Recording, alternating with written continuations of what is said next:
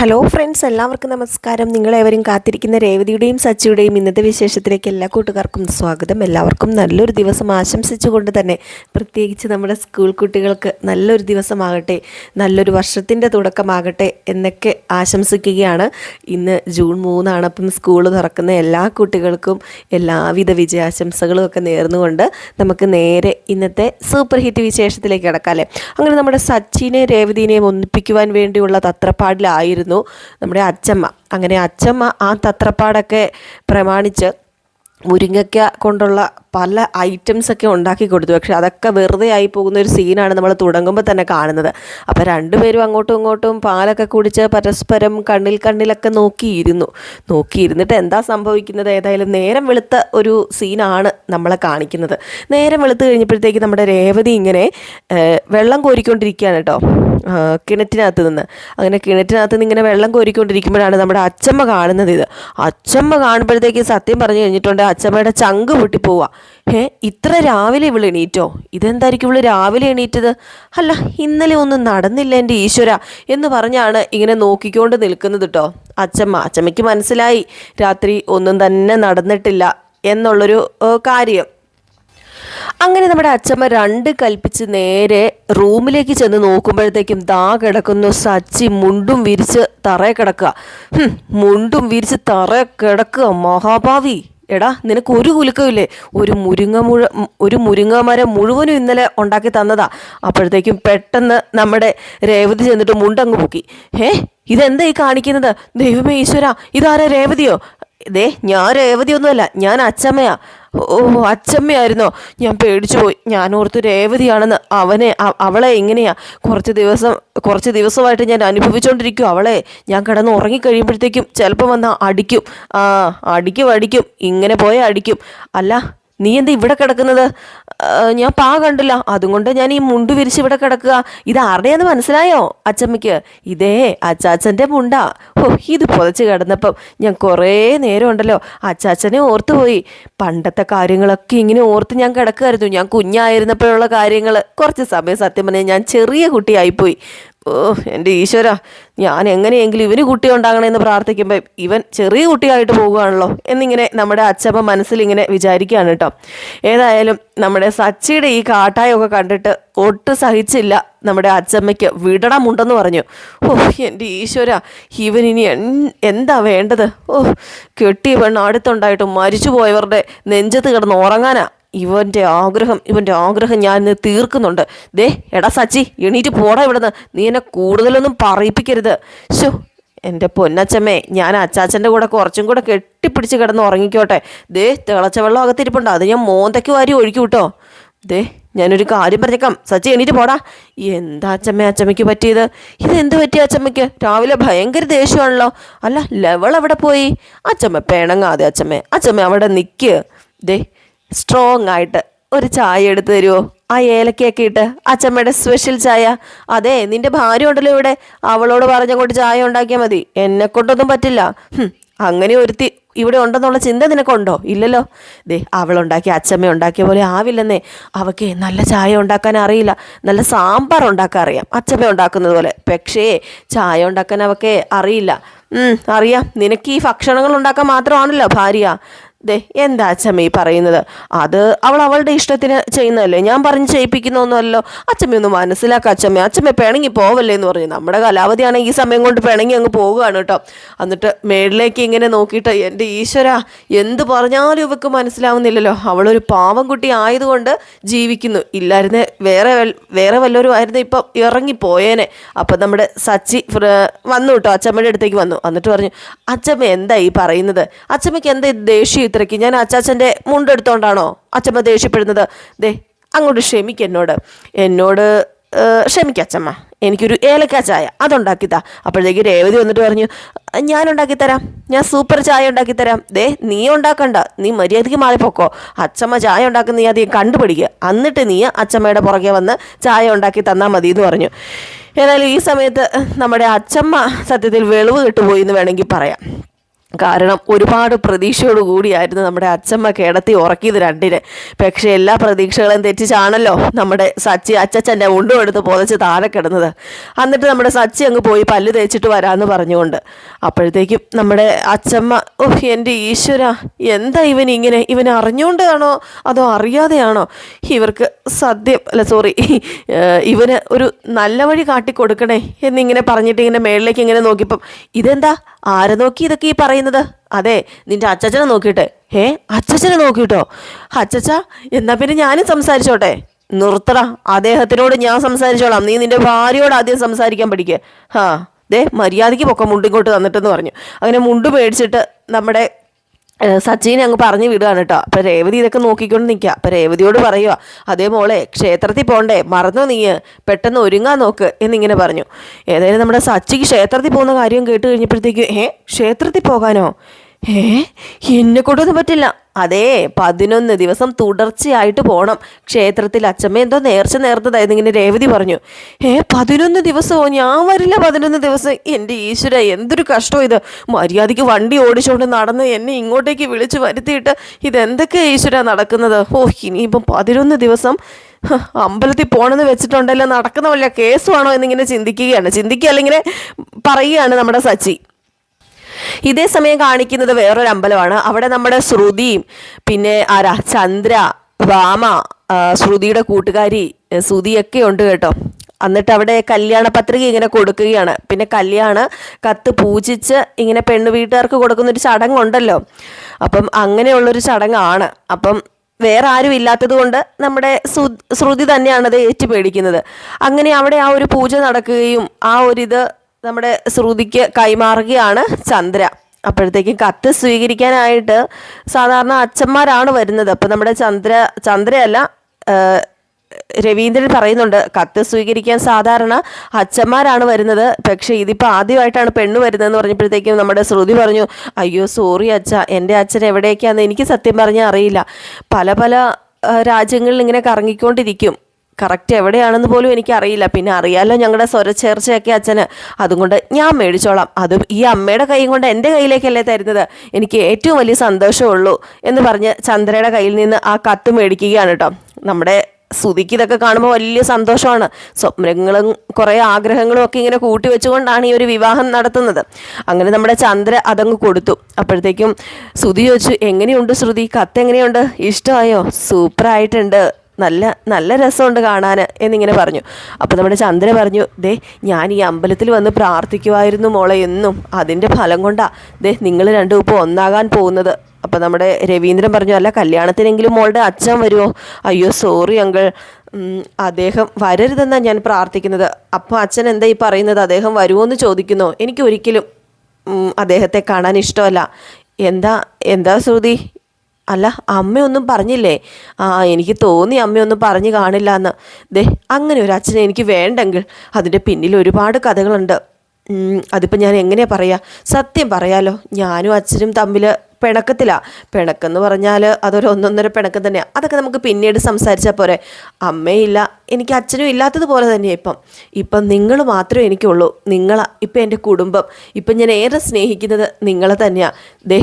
അതുകൊണ്ട് എൻ്റെ അച്ഛനെ ആരും പ്രതീക്ഷിക്കരുത്. അപ്പോൾ ചന്ദ്ര പറഞ്ഞു, വിഷമിക്കേണ്ട മോളെ, മോൾ എന്തിനാ വിഷമിക്കുന്നത്?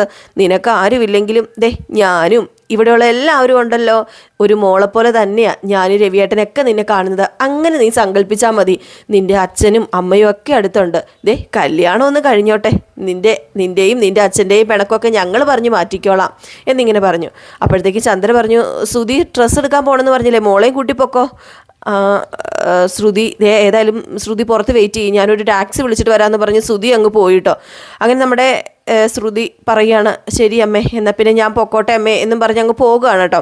അങ്ങ് പോയി പകുതി എത്തുമ്പോഴത്തേക്കും എന്തോ ശ്രുതിക്ക് ഭയങ്കര സന്തോഷം. കാരണം ഓടി വന്ന് നമ്മുടെ ചന്ദ്രനെ കെട്ടിപ്പിടിച്ചൊരു ഉമ്മയൊക്കെ കൊടുക്കുന്നുണ്ട് കേട്ടോ. ഉമ്മ കൊടുക്കുന്നു, ആനന്ദക്കണ്ണീര്, ആനന്ദാശ്രുവൊക്കെ ഒഴുക്കുകയാണ് നമ്മുടെ ശ്രുതി. ഇത് കാണുമ്പോഴത്തേക്കും ചന്ദ്രയ്ക്ക് ഭയങ്കര സന്തോഷം. തന്നെ സ്നേഹിക്കുന്നൊരു മരുമകള്, ഇതിൽ കൂടുതൽ എന്ത് സന്തോഷമാണ് വേണ്ടത്? അപ്പം ചന്ദ്ര ചോദിച്ചു, എന്ത് പറ്റി മകളെ, എന്ത് പറ്റി നിൻ്റെ കണ്ണൊക്കെ നിറഞ്ഞിരിക്കുന്നത്? ഒന്നുമില്ലമ്മേ, എന്തോ സന്തോഷം കൊണ്ടാ, വേറെ ഒന്നും തോന്നരുത് എന്നിങ്ങനെ പറഞ്ഞിട്ട് അവിടെ നിന്ന് പോവുകയാണ് കേട്ടോ നമ്മുടെ ശ്രുതി. അങ്ങനെ ശ്രുതി കൂട്ടുകാരുടെ അടുത്ത് ചെന്നപ്പോഴത്തേക്കും കൂട്ടുകാർ ചോദിച്ചു, സംശയം വല്ലതും ഉണ്ടോ അവർക്ക്? ആയ് സംശയമൊന്നുമില്ല. എടി പേടിയൊന്നുമില്ല എടി നിനക്ക്? അവരെന്തെങ്കിലും സത്യം അറിഞ്ഞാലോ? ഹേയ് എനിക്ക് പേടിയൊന്നുമില്ല. അവരതിന് സത്യം അറിയാൻ പോകുന്നില്ലല്ലോ ഇപ്പോഴൊന്നും. പിന്നെ എന്തിനാണ് ഞാൻ പേടിക്കുന്നത്? എനിക്ക് പേടിക്കേണ്ട കാര്യവും ഇല്ല. ഈ വിവാഹം നല്ല രീതിയിൽ നടക്കും. എടി എനിക്ക് പേടിയുണ്ടെടി, എനിക്ക് എന്തെങ്കിലുമൊക്കെ സംഭവിക്കുമെന്ന് പേടിയാ. നീ പേടിക്കാതിരിക്കുക എന്നൊക്കെ പറഞ്ഞു. പിന്നെ കാണിക്കുന്നത് നമ്മുടെ രവീന്ദ്രനെ. അപ്പോൾ രവീന്ദ്രൻ പറഞ്ഞു, ചന്ദ്രൻ നീ വീട്ടിലേക്ക് ചെല്ല്, ഞാനേ ഒന്ന് യൂണിയൻ ഓഫീസ് വരെ പോവുക, എനിക്ക് കുറച്ച് കാര്യങ്ങളൊക്കെ സംസാരിക്കാനുണ്ട്, പെൻഷൻ്റെ കാര്യങ്ങളൊക്കെ. യൂണിയൻ ഓഫീസുമായിട്ട് ബന്ധപ്പെട്ടാലേ ചിലപ്പോൾ പെട്ടെന്ന് പെൻഷൻ കിട്ടും എന്നിങ്ങനെ പറഞ്ഞിട്ട് രവീന്ദ്രൻ അങ്ങ് പോയി. അപ്പോഴത്തേക്കും നമ്മുടെ ചന്ദ്ര പറഞ്ഞു, ഭാമ എന്നാൽ പിന്നെ നമുക്ക് പോകാമെന്ന് പറഞ്ഞപ്പോഴത്തേക്കും, അതെ എനിക്ക് നിന്നോടൊരു കാര്യം പറയാനുണ്ട്. പെണ്ണിന് എന്തെങ്കിലും കൊടുക്കണ്ടേ നമുക്ക്? 10 ലക്ഷം കൊടുത്തല്ലേ, ഇനി എന്ത് കൊടുക്കാനാ? കുറച്ച് സ്വർണം കൊടുക്കണ്ടേ, എങ്കിലല്ലേ നിന്നോടവർക്ക് മതിപ്പുണ്ടാവത്തുള്ളൂ. സ്വർണോ? അതിന് എൻ്റെ കയ്യിൽ പൈസയൊന്നുമില്ല. എങ്ങനെയെങ്കിലും പൈസ സംഘടിപ്പിച്ച് ഒരു 10 പവൻ കൊടുക്കാൻ നീ എങ്ങനെയെങ്കിലും ചെയ്യുക, അത് തന്നെ കുറവാ. പിന്നെ എങ്ങനെയെങ്കിലും നീ വാങ്ങിക്കൊടുക്കുക എന്ന് പറഞ്ഞപ്പോഴത്തേക്കും ചന്ദ്ര പറഞ്ഞു, അയ്യോ ഞാൻ എവിടെന്നാ ഈ 10 പവൻ ഉണ്ടാക്കാൻ? അയ്യോ അതിന് എൻ്റെ കയ്യിൽ 5 പൈസ എടുക്കാനുണ്ടോ? ഞാനിതൊക്കെ എവിടെ നിന്ന് പോയി ചെയ്യും എന്നിങ്ങനെ ചോദിച്ചപ്പം, എടി അവരുടെ സ്റ്റാറ്റസിന് ചേർന്നവരാണെന്ന് അവൾക്ക് മനസ്സിലാകണ്ടേ, എങ്കിലേ നാളെ നിങ്ങളോട് ബഹുമാനം കാണത്തുള്ളൂ. നീ പറഞ്ഞ് ശരിയൊക്കെയാ ഭാമേ, സ്വർണ്ണം കൊടുക്കാം. പക്ഷേ കാശ് ഞാൻ എവിടെ നിന്ന് സംഘടിപ്പിക്കുന്നു നീ ഒന്ന് പറ. അല്ല നീ എവിടെ നിന്നെങ്കിലും മറിച്ച് തരുമോ? നിന്നെക്കൊണ്ട് പറ്റുമോ മറിച്ച് തരാൻ? അങ്ങനെയാണെങ്കിൽ എന്തെങ്കിലും ചെയ്യായിരുന്നു എന്നിങ്ങനെ പറഞ്ഞു കേട്ടോ. അപ്പോൾ ഇത് കേട്ട് കഴിഞ്ഞപ്പോഴത്തേക്കും നമ്മുടെ ഭാമ പറഞ്ഞു, നീ എന്തെങ്കിലും ഒന്ന് ചെയ്യാൻ നോക്ക്, അല്ലെങ്കിൽ ഇത് നാറ്റക്കേസാവും എന്നൊക്കെ പറഞ്ഞു കേട്ടോ. അപ്പം ഈ ഒരു ശേഷമൊക്കെ കാണിക്കുന്ന ഭാഗം എന്ന് പറഞ്ഞാൽ നമ്മുടെ ശ്രുതിനെയും ശ്രുതിയുടെ കൂട്ടുകാരിനെയാണ്. അങ്ങനെ ശ്രുതി ഇങ്ങനെ ബ്യൂട്ടി പാർലറിൽ ഇരിക്കുമ്പോൾ കൂട്ടുകാർ പറഞ്ഞു, നീ പറഞ്ഞെല്ലാം വിശ്വസിച്ചിട്ടുണ്ടല്ലോ, നിൻ്റെ അമ്മായിയപ്പനും അമ്മായിയമ്മയൊക്കെ കണ്ണ് തള്ളി ഇരിക്കുക, നീ ഇല്ലാത്തത് പറഞ്ഞു, ഉള്ളത് പറഞ്ഞുമില്ല. അല്ല നീ ഇല്ലാത്ത അച്ഛനെക്കുറിച്ച് പറഞ്ഞല്ലോ, ഉള്ള മോനെക്കുറിച്ച് ഇതുവരെ നീ പറഞ്ഞില്ലല്ലോ. സത്യം അവർ അറിഞ്ഞു കഴിഞ്ഞിട്ടുണ്ടെങ്കിൽ എന്തായിരിക്കും എൻ്റെ പൊന്നു ശ്രുതി? ഓർക്കുമ്പോൾ തന്നെ സത്യമായിട്ടേ എനിക്ക് പേടിയാവുക. അല്ല എന്താ നീ ഈ സത്യമൊക്കെ അവരോട് പറയാൻ പോവാണോ? അല്ല നിൻ്റെ നോട്ടവും ഭാവവും പറച്ചിലൊക്കെ കേട്ടാൽ നീ പറയാൻ പോവാന്ന് തോന്നുന്നു. നീ പറഞ്ഞാലേ അവരറിയത്തുള്ളൂ, അല്ലാതെ ഒരു വഴിയില്ല അവരറിയാൻ എന്നിങ്ങനെ പറഞ്ഞു. അപ്പോഴത്തേക്കും ശ്രുതി, ചെറിയ വയസ്സിൽ തന്നെ എൻ്റെ കല്യാണം കഴിപ്പിച്ച് അയച്ചു, ഒരു കുഞ്ഞിനെ സമ്മാനിച്ചിട്ട് അയാൾ തൊലഞ്ഞു പോയി. ഞാൻ ഒരുപാട് കഷ്ടപ്പെട്ടതാ, അറിയാമോ നിനക്ക്, ഇവിടം വരെ എത്തിച്ചേരാൻ. ഇപ്പം എനിക്ക് ജീവിതം തിരിച്ചു കിട്ടിയിരിക്കുക, അതൊരിക്കലും എനിക്കിനി തിരിച്ചു വിടാൻ വയ്യ. അതിൻ്റെ കയ്യിൽ ഞാൻ മുറുകെ പിടിക്കും. അതെ ഞാനൊരു കാര്യം പറയട്ടേടി, കള്ളം പറഞ്ഞ് നടത്തുന്ന കല്യാണവും കളിക്കുമ്പോഴൊക്കെ കുട്ടികളുണ്ടാക്കുന്ന മണൽ വീടൊക്കെ ഒരുപോലെയാണ്, അത് ഏത് നേരവും തകർന്നു പോകും. എൻ്റെ പൊന്നടി നീ നെഗറ്റീവ് പറയാതെ പോസിറ്റീവായിട്ട് ചിന്തിക്കാൻ ശ്രമിക്കുക. ഞാൻ കെട്ടുന്നതേ മണൽ വീടല്ല, കോട്ടയാ, നല്ല കോട്ട, ഒന്നാന്തരം കോട്ട. അതൊരിക്കലും ഇടിഞ്ഞു വീഴാൻ പോകുന്നില്ല. അത് ഇടിഞ്ഞു വീഴാനേ ഈ ശ്രുതി സമ്മതിക്കില്ല എന്നൊക്കെ പറഞ്ഞപ്പോൾ ഒരു ഫോൺ കോൾ വരികയാണ്. അപ്പം ഫോൺ കോൾ വന്നതും നോക്കിക്കഴിഞ്ഞപ്പോഴത്തേക്കും വേറെ ആരുമല്ല വിളിക്കുന്നത്, നമ്മുടെ ശ്രുതിയുടെ അമ്മയാണ്. അമ്മ വിളിക്കുന്നതേ ഇഷ്ടപ്പെട്ടില്ല. എൻ്റെ ഈശ്വര, അമ്മയാണല്ലോ വിളിക്കുന്നത്, എടുക്കടി, തുടർച്ചയായിട്ട് വിളിക്കുന്നുണ്ടെങ്കിൽ എടുക്ക്, എന്തെങ്കിലും കാര്യം ഉണ്ടായിരിക്കും. എന്ത് കാര്യം ഉണ്ടായിട്ടേ ഈ കിടന്ന് വിളിക്കുന്നത്? വെറുതെ എന്നെ ശല്യം ചെയ്യാൻ. ഇത് ആദ്യം പറഞ്ഞിട്ട് വിളിക്കുന്നതായിരിക്കും. ദിവസം 3 നേരം ഭക്ഷണം കഴിക്കുന്ന പോലെ ഫോൺ ചെയ്യാൻ എനിക്കിവിടെ വല്ല സമയമുണ്ടോ? അതുകൊണ്ട് എനിക്കെടുക്കാൻ വയ്യ എന്ന് പറഞ്ഞ് എടുക്കാതിരിക്കുകയാണ് കേട്ടോ. അപ്പോൾ ഇതേ സമയം നമ്മുടെ ശ്രുതിയുടെ അമ്മേനെയും കുഞ്ഞിനെയും കാണിക്കുക. എന്നിട്ട് അമ്മ പറയുക, മോനെ നിൻ്റെ ചേച്ചിയെ ഫോൺ എടുക്കുന്നില്ല, ഒരു പ്രാവശ്യം കൂടെ വിളിച്ച് നോക്ക് മുത്തശ്ശി, ഫോൺ എടുക്കുമായിരിക്കും എന്നിങ്ങനെ ആ കുട്ടി പറഞ്ഞു. അപ്പോൾ വീണ്ടും വിളിച്ചു കേട്ടോ. അപ്പം വീണ്ടും ശ്രുതി ഇങ്ങനെ ഫോണിൽ നോക്കിക്കൊണ്ടിരിക്കാണ്ട് ശ്രുതി ഫോൺ എടുത്തു. അപ്പോഴത്തേക്കും, മോളെ നീ എന്താ വിളിച്ചിട്ട് ഫോൺ എടുക്കാത്തത് എന്നിങ്ങനെ ശ്രുതിയുടെ അമ്മ ചോദിച്ചു. അപ്പോഴത്തേക്കും നമ്മുടെ ശ്രുതി പറഞ്ഞു, എന്തിനമ്മേ ഇങ്ങനെ ശല്യം ചെയ്യുന്നത്? ഞാൻ പറഞ്ഞിട്ടില്ലേ ഇങ്ങനെ ശല്യം ചെയ്യരുതെന്ന്? അല്ല ആദ്യം പറഞ്ഞിട്ടാ, എന്ത് സംസാരിക്കാനാ? ജോലി ചെയ്യാനും സമ്മതിക്കില്ലേ? അവനോട് എപ്പോഴും എൻ്റെ കാര്യം പറഞ്ഞു കൊടുത്തിട്ടല്ലേ അവൻ ഇങ്ങനെ വിളിക്കുന്നത്? അതുകൊണ്ട് അവനോട് അമ്മ പറഞ്ഞൊന്ന് മനസ്സിലാക്കുക, ഞാൻ ഇവിടെ തിരക്കിലാണെന്ന് അമ്മ പറഞ്ഞ് മനസ്സിലാക്കിയിട്ടുണ്ടെങ്കിൽ അവനത് മനസ്സിലാകും എന്ന് പറഞ്ഞിട്ട് ഫോണും കട്ട് ചെയ്തു കേട്ടോ. അപ്പോഴത്തേക്കും ആ കൊച്ചു ചോദിച്ചു, എന്താ മുത്തശ്ശി, എന്താ ചേച്ചി വെച്ചത്? അതെ തിരക്കിലാ മോനെ, അതുകൊണ്ടാണ് ഫോൺ കട്ട് ചെയ്തത്. എന്താ ചേച്ചി എന്നെ കാണാൻ വരാത്തത്? ആദ്യോട് ദേഷ്യമാണോ ചേച്ചിക്ക്? ഹേയ് അങ്ങനെയൊന്നുമില്ല മോനെ, ചേച്ചി തിരക്കൊക്കെ കഴിയുമ്പോൾ മോനെ വിളിച്ചോളും കേട്ടോ. മോനിപ്പോൾ ഒരു കാര്യം ചെയ്യുക, പോയി കളിക്കുക എന്ന് പറഞ്ഞു. അങ്ങനെ ആ കുട്ടി പോയി കളിക്കുകയാണ് കേട്ടോ. സത്യം പറഞ്ഞിട്ടുണ്ടെങ്കിൽ നമുക്ക് ഓർക്കുമ്പോൾ പാവം തോന്നും ആ കുഞ്ഞിൻ്റെ ഒരു അവസ്ഥ. ഒരുപാട് സന്തോഷിച്ച് അമ്മയാണെന്ന് പോലും അറിയില്ല, എങ്കിൽ പോലും ചേച്ചിയാണെന്നും പറഞ്ഞ് വിളിക്കുന്നതാണ്. എന്ത് ക്രൂരതയല്ലേ ശ്രുതി കാണിക്കുന്നത്. അങ്ങനെ ഏതായാലും ഈ ഒരു ഭാഗമൊക്കെ കഴിഞ്ഞിട്ട് കാണിക്കുന്നത് രവീന്ദ്രനെയാണ്. അപ്പോൾ രവീന്ദ്രൻ ഇങ്ങനെ വീട്ടിലിരിക്കുമ്പോഴത്തേക്കും നമ്മുടെ ചന്ദ്ര കൊണ്ടൊരു സ്ട്രോങ് ചായ ഒക്കെ കൊടുത്തിട്ട് ഇതേ ചുമ്മാ ഇരിക്കുമല്ലോ, ഈ ചായ കുടിക്കാൻ പറഞ്ഞു. അങ്ങനെ ചായ കൊടുത്തു. ചായ കൊടുത്തപ്പോൾ തന്നെ നമ്മുടെ രവീന്ദ്രൻ എന്തോ ഒരു സംശയം തോന്നി. അപ്പോഴത്തേക്കും പറഞ്ഞു, പറഞ്ഞോ, നിനക്ക് എന്താ പറയാനുള്ളത്? അതെങ്ങനെ നിങ്ങൾക്ക് മനസ്സിലായി? അല്ല, നിന്റെ ഭാവം കണ്ടാൽ അറിയാം നിനക്ക് എന്തോ പറയാനുണ്ടെന്ന്. അതും കൊണ്ടാ ഞാൻ നിന്നോട് പറഞ്ഞത്. എന്താ പറ, നിനക്ക് പറയാനുള്ളത് എന്താണെങ്കിലും പറയാമെന്നിങ്ങനെ പറഞ്ഞു. അത് പിന്നെ രവിയേട്ടാ, നമുക്ക് എന്തെങ്കിലും ചെയ്യണ്ടേ ശ്രുതിക്ക് വേണ്ടി? ശ്രുതിക്ക് ഒന്നും ചെയ്യാതെ എന്ത് ചെയ്യാന്? ഇനി എന്താ ചെയ്യാനുള്ളത്? കല്യാണക്കുറി അടിച്ചു, അമ്പലം ബുക്ക് ചെയ്തു, എല്ലാം കഴിഞ്ഞല്ലോ. ഇനിയിപ്പോൾ പ്രത്യേകിച്ച് ഒന്നും ചെയ്യാനില്ലല്ലോ. അല്ല, വല്ല സ്വർണവും കൊടുക്കണ്ടേ? സ്വർണമോ? എന്തിനു സ്വർണം കൊടുക്കുന്നത്? സാധാരണ കേട്ടിട്ടൊക്കെ ഉണ്ട്, പെണ്ണുങ്ങൾ ഇങ്ങോട്ടല്ലേ സ്വർണം തരാറുള്ളത്, നമ്മളെന്തിനാ അങ്ങോട്ട് കൊടുക്കുന്നത്? അങ്ങനെയല്ല രവിയേട്ടാ, ഞാൻ പറയുന്നൊന്ന് കേൾക്ക്. നമുക്കൊരു നിലയും വിലയും ഒക്കെ വേണമെങ്കിലേ സ്വർണം അങ്ങോട്ട് കൊടുക്കണം. ഇപ്പം ആ കുട്ടിക്ക് ആരുമില്ലല്ലോ. ആരുമില്ലെന്ന് ആരാ പറഞ്ഞ? ഒരച്ഛനുണ്ടല്ലോ. അച്ഛനുണ്ടെങ്കിലും ഇല്ലാത്തതുപോലെ അല്ലേ നമ്മൾ എന്തെങ്കിലും കൊടുത്താലേ അവളുടെ അച്ഛനൊക്കെ തിരിച്ച് ഇങ്ങോട്ടേക്ക് വരുമ്പം ഏകദേശമൊക്കെ ഒന്നാകുമല്ലോ, എന്നും ഇങ്ങനെയൊന്നും പോകുമല്ലോ.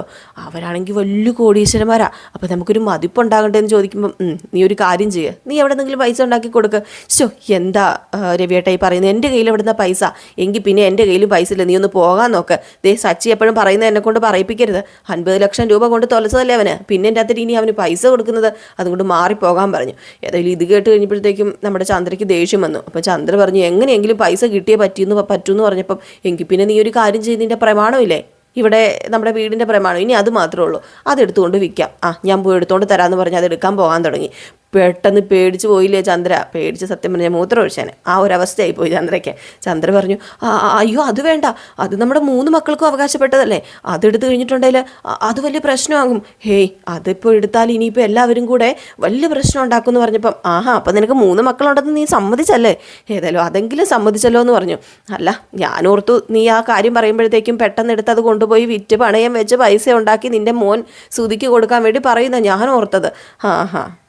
ഏതായാലും 3 മക്കൾ എന്നുള്ള വിചാരം ഉണ്ടല്ലോ, അത് തന്നെ നല്ല കാര്യം. പെൻഷൻ പൈസ ഏതായാലും കിട്ടാറായിട്ടില്ല, അതും കൊണ്ട് നീ വിചാരിച്ച കാര്യങ്ങളൊന്നും നടക്കാനൊന്നും പോകുന്നില്ല, നീ പോയി പണി നോക്ക് ചന്ദ്രേ എന്നിങ്ങനെ പറഞ്ഞു. ഏതായാലും ഇതൊക്കെ പറഞ്ഞു കഴിഞ്ഞപ്പോഴത്തേക്കും ചന്ദ്ര പറഞ്ഞു, അല്ല നിങ്ങളൊരു കാര്യം ചെയ്യുക, അമ്മയുടെ ഈ പൈസ ഉണ്ടല്ലോ, അമ്മയോട് ചോദിക്കാൻ പറഞ്ഞപ്പം അമ്മയോട് ഈ വയസ്സാം കാലത്ത് ഞാൻ അങ്ങോട്ട് കൊടുക്കേണ്ട പൈസ ഇങ്ങോട്ടേക്ക് ചോദിക്കാൻ.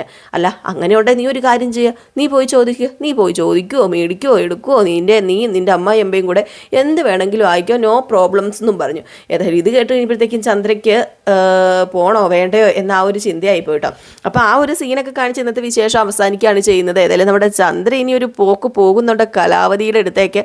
അവിടെ ചെന്ന് കഴിയുമ്പോൾ 1 ട്വിസ്റ്റുകളാണ്. അപ്പോൾ കൂടുതൽ നീട്ടി കുളവാക്കുന്നില്ല. അടുത്ത വിശേഷമായിട്ട് കാണാം. അതുവരെ എല്ലാവർക്കും ടാറ്റാ, ബൈ ബൈ.